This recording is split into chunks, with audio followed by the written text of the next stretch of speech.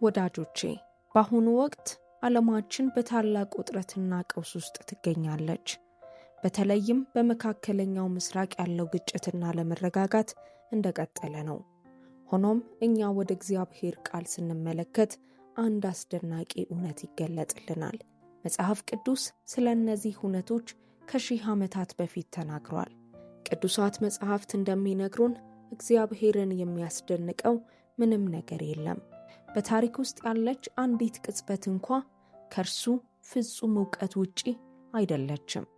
ይህን የምንለው በፍርሃት ለመያዝ ወይም በግምት ላይ ተመስርተን አይደለም። ይህ የመጽሐፍ ቅዱስ ትንቢት ግልጽና ጥልቅ እውነት ነው። የእግዚአብሔርን ቃል በጥንቃቄ ስናጠና እኛ የምንኖርበትን ዘመን ውጥንቅጦችና ምልክቶች እናስተውላለን።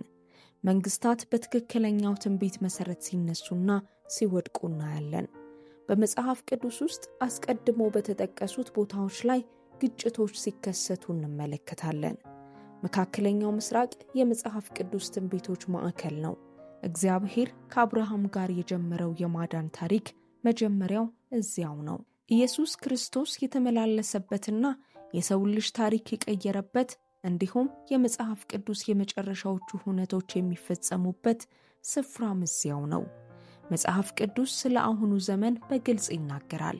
በምሳሌ 19 ቁጥር 21 ላይ በሰው ልብ ብዙ ሐሳብ አለ፣ የእግዚአብሔር ምክር ግን እርሱ ይጸናል ይላል። ይህ ጥቅስ የሰው ልጅ ዕቅድ ጊዜያዊ መሆኑን ያስታውሰናል። የእግዚአብሔር ዓላማ ግን ለዘላለም ይኖራል። ማንም ሊያግደው አይችልም። በዜና የምናየው ግጭት ጭንቀት ሊፈጥርብን ቢችልም እኛ አማኞች ግን ፍጹም ሉዓላዊ የሆነውን አምላክ እንደምናመልክ ማስታወስ ይኖርብናል። እርሱ በዚች ምድር ባሉ መንግስታት ሁሉ ላይ ይነግሳል። ነገሮች ከመከሰታቸው በፊት ያውቃቸዋል። ይህ ዕውቀት ለእኛ ታላቅ መጽናናትና ሰላምን ሊሰጠን ይገባል። ወዳጆቼ የመጽሐፍ ቅዱስን ትንቢት መረዳት ለእኛ እጅግ አስፈላጊ የሆነው ለዚህ ነው። ትንቢቱ የተሰጠን እኛን ለማስፈራራት ሳይሆን እምነታችንን ለማጽናትና እንድንረጋጋ ለማድረግ ነው። እግዚአብሔር መንገዶቹን እንድንረዳ ቃሉን ሰጥቶናል። ወደፊት የሚሆኑትንም ገልጦልናል። በዚህ ሙሉ በሙሉ በእርሱ እንድንታመን አድርጎናል። ዓለማችን ስትናወጥ የእግዚአብሔር ቃል ጸንቶ ይቆማል። እርግጠኛ አለመሆን በሞላበት ጊዜ መጽሐፍ ቅዱስ ለእኛ ግልጽነትን ይሰጠናል። ፍርሃት ልባችንን ሲፈትነው የእግዚአብሔር ተስፋዎች እውነተኛ ሆነው ይገኛሉ። ዛሬ እኛ እግዚአብሔር በአሕዛብ ሁሉ ላይ ባለው ሉዓላዊነት ላይ በመተማመን የመጽሐፍ ቅዱስ ትንቢቶችና ወቅታዊ ሁኔታዎችን በጥልቀት እንመለከታለን። እንዲሁም በኢየሱስ ክርስቶስ ስም ኃይለኛ ጸሎት አብረን እንጸልያለን። ስለዚህ እስከ መጨረሻው ድረስ አብረን በመቆየት የዚህን ጸሎት በረከት ለመቀበል ልባችንን እንክፈት። እግዚአብሔር ከመጀመሪያው ጀምሮ መጨረሻውን ይናገራል። የእርሱ ዕውቀት ከጊዜና ከገደብ በላይ ነው። እግዚአብሔር ከጊዜ ውጭ መሆኑን ልንረዳ ይገባል። እኛ የወደፊት የምንለው በእርሱ ዘንድ ሙሉ በሙሉ የታወቀ ነው። እርሱ መጀመሪያውን መካከለኛውንና መጨረሻውን በአንድ ጊዜ ያያል። ይህ ዘላለማዊ ለሆነው አምላክ ከባድ አይደለም፣ ነገር ግን በየቅጽበቱ ለምንኖር ለኛ አስደናቂ ነው። በመጽሐፍ ቅዱስ ውስጥ እግዚአብሔር ነገሮች ከመከሰታቸው ከረጅም ጊዜ በፊት ሲናገር እናያለን። ለአብርሃም ዘሮቹ እንደ ከዋክብት እንደሚበዙ ነግሮታል። ለሙሴ ወተትና ማር ስለምታፈሰው ምድር ተናግሯል። ዳዊትም ዙፋኑ በኢየሱስ ክርስቶስ በኩል ለዘላለም እንደሚጸና ተስፋ ተሰጥቶታል። እነዚህ ትንቢቶች በሙሉ በትክክል ተፈጽመዋል። በኢሳይያስ 46 ቁጥር 9ና 10 ላይ እንዲህ ይላል፣ እኔ እግዚአብሔር ነኝ፣ እንደኔም ያለ ማንም የለም። የቀድሞውን የጥንቱን ነገር አስቡ፣ እኔ አምላክ ነኝና ሌላም የለም። በመጀመሪያ መጨረሻውን ከጥንትም ያልተደረገውን እነግራለሁ። ምክሬ ትጸናለች፣ ፈቃዴንም ሁሉ ፈጽማለሁ እላለሁ ተብሎ ተጽፏል። ይህ ጥቅስ የእግዚአብሔርን ፍጹም ዕውቀትና ኃይል ይገልጻል። እግዚአብሔር ከመጀመሪያው መጨረሻውን ሲናገር በምክሩ እንደሚጸናና ዕቅዱም እንደማይታወክ ሲገልጽ በእርግጥም ስለሚሆን ነው። እግዚአብሔር ለመፈጸም የወሰነውን ማንም ሊለውጠው አይችልም። በመካከለኛው ምስራቅ ያሉ ሀገራትም የዚህ መለኮታዊ እቅድ አካል ናቸው። ግጭታቸው፣ ጥምረታቸውና እንቅስቃሴያቸው ሁሉ በእግዚአብሔር ዘንድ የታወቀ ነው። በቅዱስ ቃሉም ስለ እነርሱ ተጽፏል። ብዙዎቻችን ክርስቲያኖች መጽሐፍ ቅዱስ ስለ መካከለኛው ምስራቅ በሰፊው እንደሚናገር ላናውቅ እንችላለን። ከዘፍጥረት እስከ ራእይ ድረስ ይህ አካባቢ ልዩ ትኩረት ተሰጥቶታል። የእግዚአብሔር ምድር በእግዚአብሔር እቅድ ማዕከል ላይ ትገኛለች። ኢየሩሳሌም በመጽሐፍ ቅዱስ ውስጥ ከማንኛውም ከተማ በላይ ተጠቅሳለች። መካከለኛው ምስራቅ አብርሃም የእግዚአብሔርን የቃል ኪዳን ተስፋ የተቀበለበት፣ እስራኤላውያን ከግብፅ ባርነት የወጡበት፣ የእግዚአብሔር ቤተ መቅደስ ለዘመናት የቆመበት፣ እንዲሁም ጌታ ኢየሱስ ክርስቶስ የተመላለሰበትና የእግዚአብሔርን መንግሥት የሰበከበት ስፍራ ነው። መጽሐፍ ቅዱስ በዚህ አካባቢ ስለሚሆነው የፍጻሜ ዘመን ብዙ ይናገራል። የዛሬዋን ኢራን ፋርስ በተመለከተ የተነገሩትን ትንቢቶች ልብ እንበል። ዳንኤል 2:21 ጊዜያትና ዘመናትን ይለውጣል፣ ነገሥታትን ያፈልሳል፣ ነገሥታትንም ያነሳል፣ ጥበብን ለጠቢባን ዕውቀትንም ለአስተዋዮች ይሰጣል በማለት እግዚአብሔር መንግሥታትንና መሪዎችን እንደሚቆጣጠር ያስታውቀናል። በመካከለኛው ምስራቅ መሪዎች ሲነሱና ሲወድቁ ስናይ እግዚአብሔር እየሰራ መሆኑን እናስተውላለን። ለዓላማው አንዳንዶችን ያስነሳል፣ ሌሎችንም ያስወግዳል። ፋርስ ወይንም ኢራን በዚህ ዘመን ለሚፈጸመው ትንቢት በተለየ ሁኔታ ትጠቀሳለች። ነቢዩ ዳንኤል የፋርስ መንግሥት ከመውደቁ ከብዙ ዘመናት በፊት ስለ መንገሱ፣ ስለ ውድቀቱና በታሪክ ውስጥ ስላለው ሚና ጽፏል። ዳንኤል የኖረው የፋርስ መጀመሪያ ክብር ከተመሰረተ ከረጅም ጊዜ በኋላ ነው። ወደፊት ስለሚነሱ የፋርስ ነገሥታትና ስለ ተግባራቸው ተናግሯል። ፋርስ የእግዚአብሔርን ሕዝብ ዓላማ እንደምትቃወምም አስቀድሞ ተንብዮ ነበር። የእግዚአብሔር ቃል ፍጹም የታመነ ነው። ዕውቀቱም እስከ አሕዛብና እስከ ገዢዎች ሁሉ ይደርሳል። ይህንን በአስቴር መጽሐፍ ውስጥ በጉልህ እናያለን። አስቴር በፋርስ ቤተ መንግሥት ውስጥ የነበረች አይሁዳዊት ነበረች። አጎቷ መርዶክዮስ እንደገዛ ልጁ አሳድጓታል። የፋርስ ንጉሥ አርጤክስስ በዚያ ዘመን ሰፊውን ግዛት ይገዛ ነበር። የፋርስ አስተዳዳሪ የነበረው ሃማ በትዕቢትና በምኞት የተሞላ ሰው ነበር። መርዶክዮስ ለሃማ ባለመስገዱ ምክንያት ጦርነት ተጀመረ። ሃማ አይሁዳውያንን ሁሉ ለማጥፋት አቅዶ ነበር። ይህም የእግዚአብሔርን የተመረጡ ሕዝቦች ከምድረ ገጽ ለማጥፋት የተደረገ ሙከራ ነበር። ሆኖም እግዚአብሔር ታሪኩ ከመጀመሩ በፊት ፍጻሜውን ጽፎት ነበር። በአስቴር ድፍረትና በእግዚአብሔር መለኮታዊ አሰራር አይሁዳውያን ዳኑ። ሊገድላቸው የሞከረው ሰው ራሱ ተቀጣ። ይህ ታሪክ እግዚአብሔር የእርሱ የሆኑትን እንዴት እንደሚጠብቅ ያሳየናል። በአማኞች ላይ የሚጠነሰሱ ሴራዎች በእግዚአብሔር ፊት በመጨረሻ እንደሚከሽፉ ያረጋግጥልናል። እንዲሁም እግዚአብሔር አገልጋዮቹን ተጽዕኖ በሚፈጥሩ ስልታዊ ቦታዎች ላይ እንደሚያስቀምጥ ይገልጻል። ዛሬም በመካከለኛው ምስራቅ ተመሳሳይ ሁኔታዎችን እናያለን። እስራኤልንና የአይሁድ ሕዝብን ለማጥፋት የሚደረጉ ሙከራዎች ቀጥለዋል። ሆኖም ይህ ሁሉ በእስራኤል አምላክ ቁጥጥር ስር ነው። እርሱ መጨረሻውን አስቀድሞ ስለተናገረ ምንም ነገር አያስደንቀውም። ምሳሌ 21 ቁጥር 1 እንደሚለው የንጉሥ ልብ እንደ ውሃ ፈሳሾች በእግዚአብሔር እጅ ነው፣ ወደ ወደደውም ያዘነብለዋል ተብሎ ተጽፏል። ይህ ጥቅስ እግዚአብሔር የመሪዎችን ውሳኔ መቆጣጠር እንደሚችል ይነግረናል። ልባቸውን እንደ ወንዝ ፈሳሽ ወደ ፈለገበት ይነዳዋል። በጣም ኃያላን የሚባሉ መሪዎች እንኳ በእግዚአብሔር እጅ እንደ ጭቃ ናቸው። ታሪክ ደጋግሞ ይህን እውነት አረጋግጧል። የእግዚአብሔርን ፈቃድ የተቃወሙ ነገሥታት ከስልጣን ተወግደዋል። የእግዚአብሔርን ዓላማ ያገለግሉ ደግሞ ዘመናቸው ተባርኳል። ዛሬም በመካከለኛው ምስራቅ የምናየው ይኸው ነው። ለእግዚአብሔር ዓላማ ክብር የሚሰጡ መንግሥታትና መሪዎች ይባረካሉ። ኢሳይያስ 40 ቁጥር 15 እንዲህ ይላል፣ እነሆ አሕዛብ በገንቦ እንዳለች ጠብታ ናቸው፣ በሚዛንም እንዳለ ትንሽ ትቢያ ተቆጥረዋል።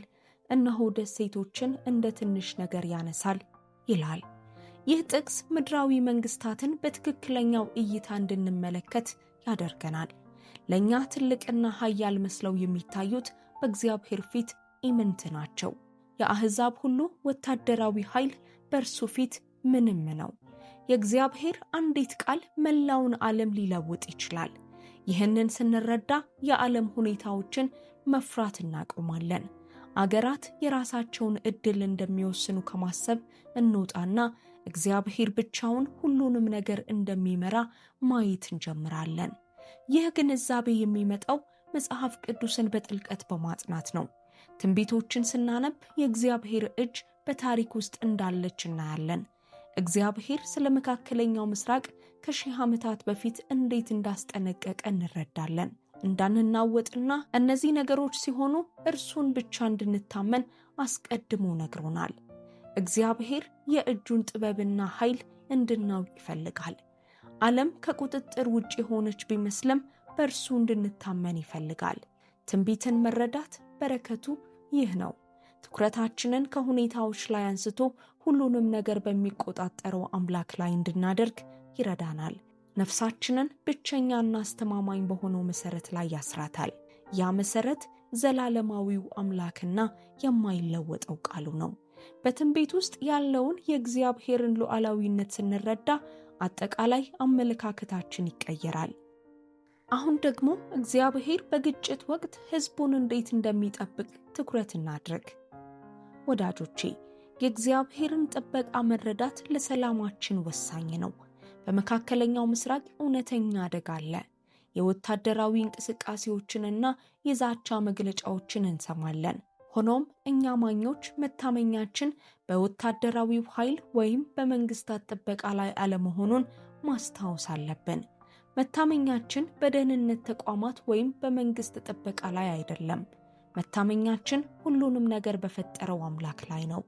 እግዚአብሔር ብቻ ጋሻችን፣ ምሽጋችንና ብርቱ ግንባችን ነው። ነውጥ በከበበን ጊዜ እግዚአብሔር የጠበቃ እጁን በዙሪያችን ያደርጋል። ኢሳይያስ 41 ቁጥር 10 እንዲህ ይላል፣ እኔ ከአንተ ጋር ነኝና አትፍራ፣ እኔ አምላክህ ነኝና አትደንግጥ፣ አበረታሃለሁ፣ ረዳህማለሁ፣ በጽድቄም ቀኝ ደግፌ እይዝሃለሁ ተብሎ ተጽፏል። ይህ ጥቅስ ትእዛዝም ተስፋም ነው። እግዚአብሔር ከኛ ጋር ስለሆነ እንዳንፈራ ይነግረናል። አደጋ አይመጣም አላለም። ነገር ግን በአደጋ ውስጥ የእርሱ መገኘት ከኛ ጋር እንደሚሆን አረጋግጦልናል። ጻድቅ የሆነው ቀኝ እጁ በፈተና ሁሉ ውስጥ ይደግፈናል። ሮኬቶች ሲወድቁና ሳይረን ሲጮህ እግዚአብሔር አሁንም በዚያ አለ። አሕዛብ ለጦርነት ሲሰበሰቡ እግዚአብሔር አሁንም በዙፋኑ ላይ ነው። በእያንዳንዱ ዜናና ዘገባ ውስጥ እርግጠኛ አለመሆን ሲሞላ እግዚአብሔር አሁንም ሉዓላዊ ነው። ወዳጆቼ፣ ማስታወስ ያለብን ዋስትና ይኸው ነው። የእግዚአብሔር መገኘት ከሁሉ በላይ የሆነ ጥበቃ ነው። እግዚአብሔር ሊጠብቀው የመረጠውን ምንም ነገር ሊጎዳው አይችልም። ናሆም 1 ቁጥር 7 እንዲህ ይላል፣ እግዚአብሔር መልካም ነው፣ በመከራ ቀንም መሸሸጊያ ነው፣ በእርሱ የሚታመኑትንም ያውቃል ተብሎ ተጽፏል። ይህ ጥቅስ የእግዚአብሔርን ቸርነት ከኛ መታመን ጋር እንደሚያያይዘው ልብ እንበል። በእግዚአብሔር ስንታመን ወደ ጥበቃው ምሽግ እንገባለን። እርሱ መጠጊያችንና ደህንነታችን ይሆናል። ይህም ማለት መከራኛን አማኞችን አይነካም ማለት ሳይሆን መከራው እምነታችንን ሊያጠፋው አይችልም ማለት ነው። የእግዚአብሔር ዓላማ ሊያግደን አይችልም። የእግዚአብሔር ጥበቃ ከስጋዊ ሁኔታ በላይ በሆነ ደረጃ ይሰራል። በታሪክ ውስጥ የእግዚአብሔር ሕዝቦች ስደትና ግጭት ገጥሟቸዋል። የጥንት ክርስቲያኖች የሮምን ግፍ ተጋፍጠዋል። ታስረዋል፣ ተገርፈዋል፣ ተገድለዋል። ሆኖም በእግዚአብሔር ጥበቃ ስለታመኑ እምነታቸው አልተናወጠም። በወህኒ ክፍላቸው ውስጥ ሆነው ይዘምሩ ነበር። ለሚያሳድዷቸውም ይጸልዩ ነበር። ነፍሳቸውን ማንም ሊነካት እንደማይችል ያውቁ ነበር። ስጋቸው ጊዜያዊ ቢሆንም ነፍሳቸው ግን ዘላለማዊ መሆኑን ተረድተዋል። እግዚአብሔር እኛም ይህ እይታ እንዲኖረን ይፈልጋል። ጊዜያዊ ደህንነትን ብቻ ሳይሆን ዘላለማዊነታችንን በያዘው አምላክ እንድንታመን ይፈልጋል። ኢሳይያስ 54 ቁጥር 17 እንዲህ ይላል፣ ባንቺ ላይ የተሰራ መሳሪያ ሁሉ አይከናወንም፣ በፍርድም በሚነሳብሽ ምላስ ሁሉ ትፈርጂበታለሽ፣ የእግዚአብሔር ባሪያዎች ርስት ይህ ነው፣ ጽድቃቸውም ከኔ ዘንድ ነው ይላል እግዚአብሔር ተብሎ ተጽፏል። ይህ ተስፋ በመጽሐፍ ቅዱስ ውስጥ ካሉ እጅግ ኃይለኛ ተስፋዎች አንዱ ነው። በአማኞች ላይ እንዲሰሩ የታሰቡ መሳሪያዎች እንደማይሰሩ እግዚአብሔር አውጇል።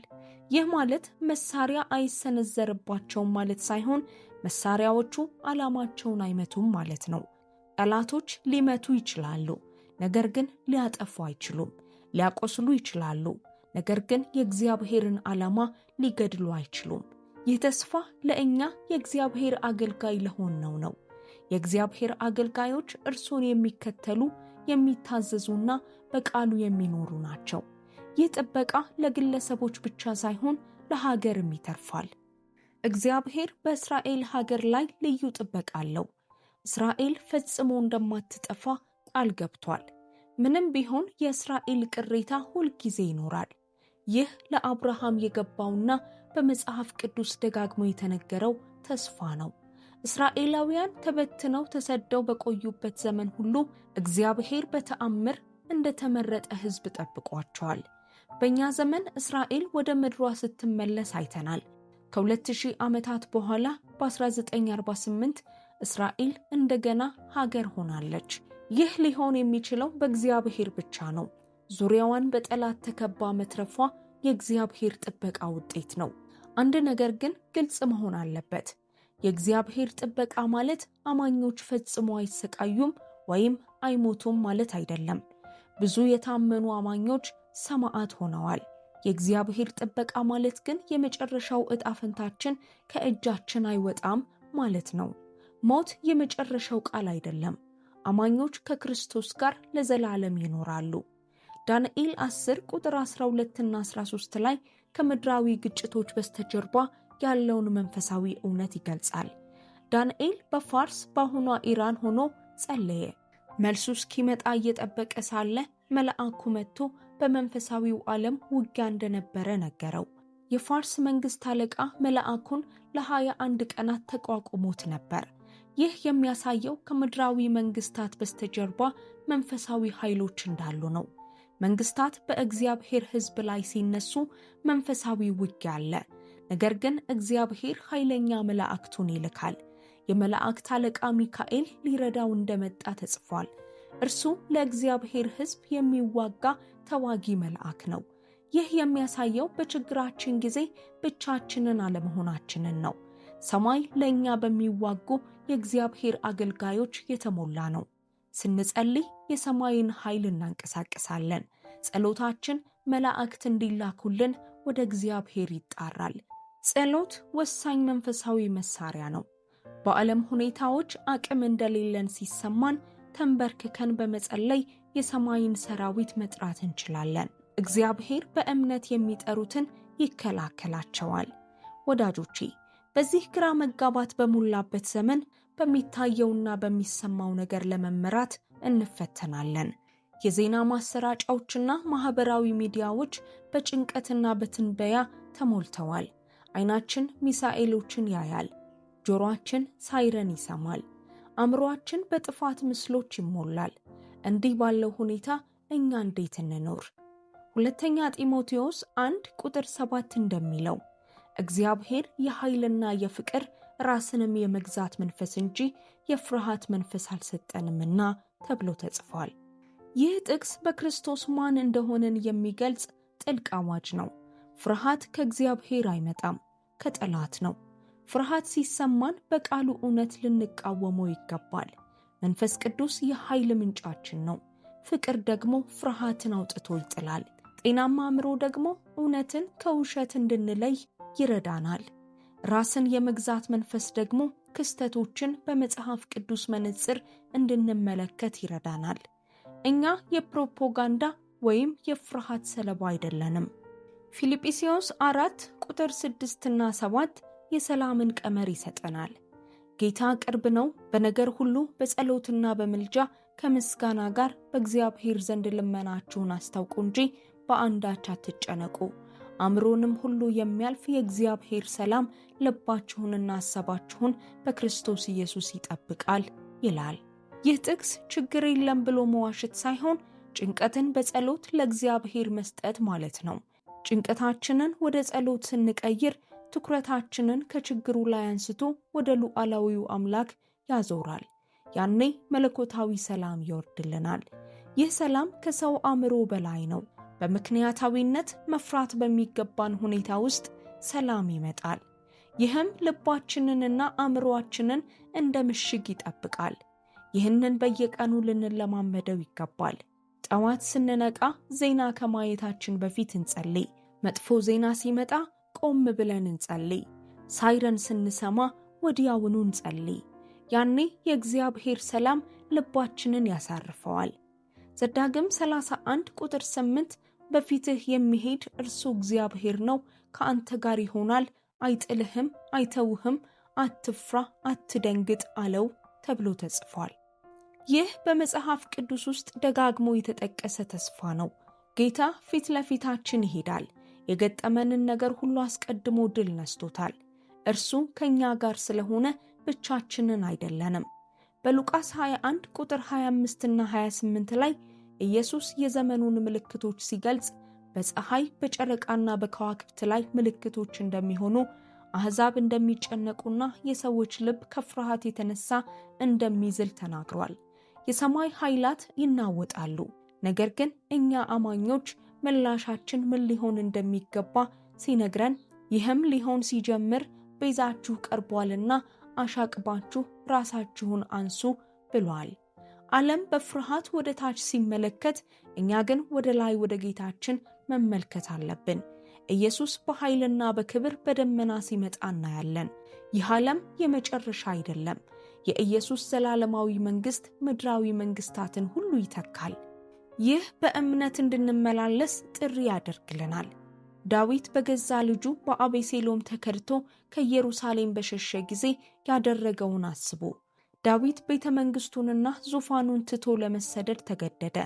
ነገር ግን በዚያ መከራ ውስጥ ሆኖ እግዚአብሔር ጋሻውና ክብሩ እንደሆነ የሚተርክ መዝሙር ጻፈ።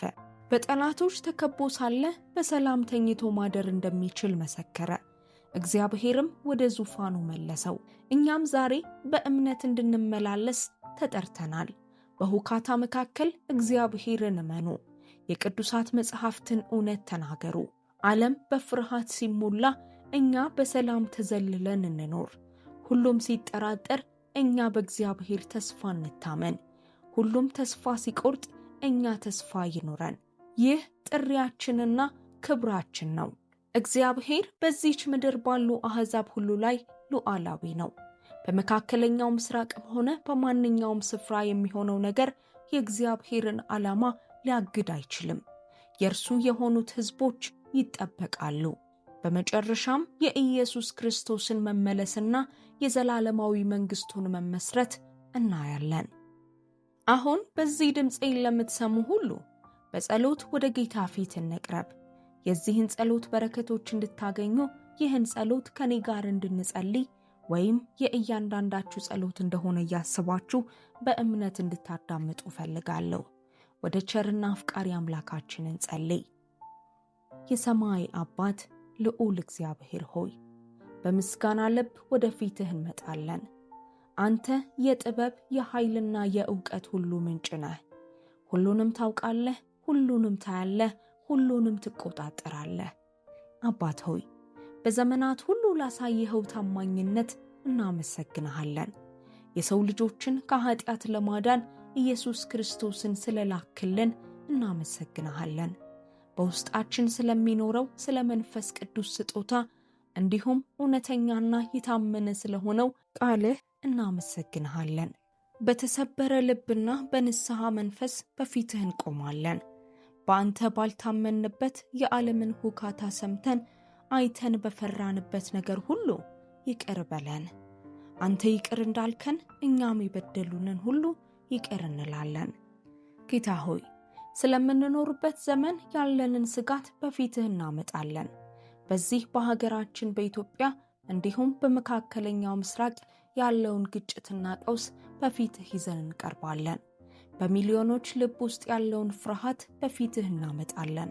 ጌታ ሆይ እምነታችንንና በአንተ ላይ ያለንን መተማመን እንድታጠነክርልን እንለምንሃለን። መንገዱ ባልታየን ጊዜ እንኳ በአንተ እንድንታመን እርዳን። በእምነት እንጂ በሚታየው ነገር እንዳንወሰድ አቤቱ እርዳን።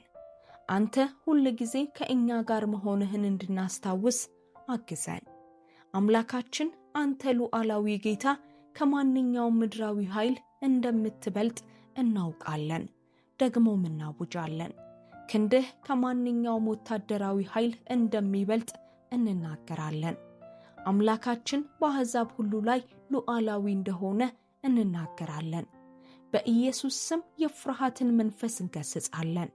ጭንቀትንና ሽብርን በኢየሱስ ስም እንቃወማለን። ተስፋ መቁረጥንና ሽንፈትን በኢየሱስ ስም እንገሥጻለን። በልባችን ያለውን የጥርጣሬ ተራራ ተነቅለህ ወደ ባህር ተጣል እንለዋለን። የጭንቀት ተራራ በእኛ ላይ ምንም ስልጣን እንደሌለው እናውጃለን። ጌታ ሆይ በሕይወታችንና በቤተሰባችን ላይ በረከትህን አፍስስ። አእምሮን በሚያልፍ ሰላም ባርከን። በዚህ ዘመን እንዴት መኖር እንዳለብን ጥበብን ስጠን። በእምነታችን ጸንተን እንድንቆም ድፍረትን ስጠን። ለጠላቶቻችን እንኳ የሚተርፍ ፍቅርን ስጠን። እኛ ዘንድ ያሉትን የታመሙ ነገሮችን ፈውስ። ገና ያልዳኑትን ቁስሎች ጠግን። ካለፈው ጉዳት የቀሩትን ሐዘኖች ለፈውስ ወደ አንተ እናመጣለን። አእምሮአችንን ከአሉታዊ ሐሳብና ከጥርጣሬ ነፃ አውጣ። ስሜታችንን ከድብርትና ከተስፋ መቁረጥ ነፃ አውጣ። ከማንኛውም አይነት ባርነት፣ ከፍርሃት፣ ከጥልና ከቂም ነፃ አውጣን። ከጨለማ አሰራር ሁሉ አድነን። ወደ አንተ የክብር ነፃነት አሻግረን። በሕይወታችንና ለእኛ ውድ በሆኑት ነገሮች ሁሉ ላይ ጥበቃህን እንለምናለን። ቤተሰቦቻችንን ከክፉ ነገር ጠብቅ። ልጆቻችንንና የምንወዳቸውን ሁሉ ከአደጋ ሰውር። መንገዳችንን ከፈተናና ከኃጢአት ጠብቅ። በዙሪያችን የጥበቃ አጥር አድርግ።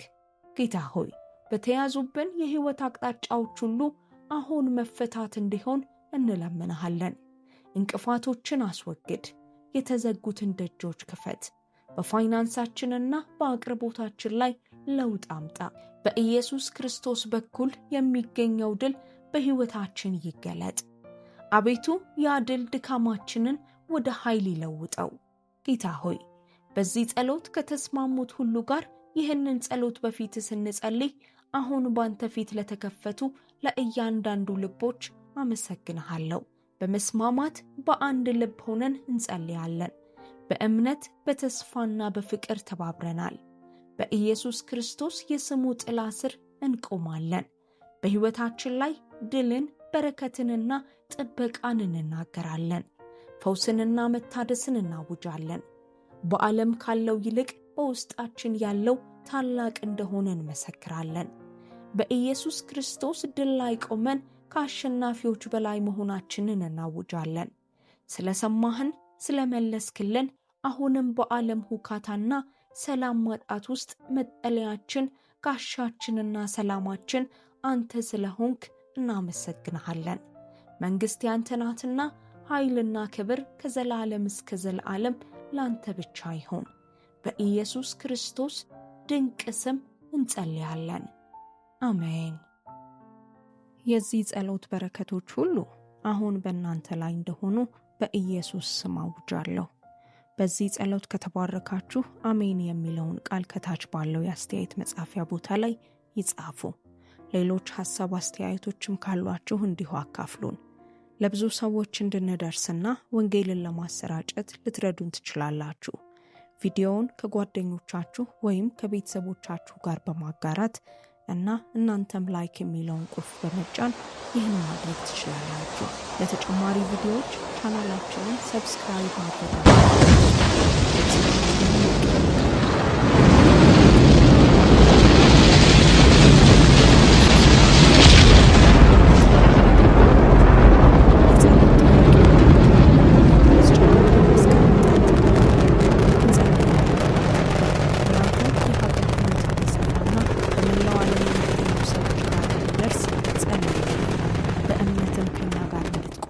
እናበረታታችኋለን።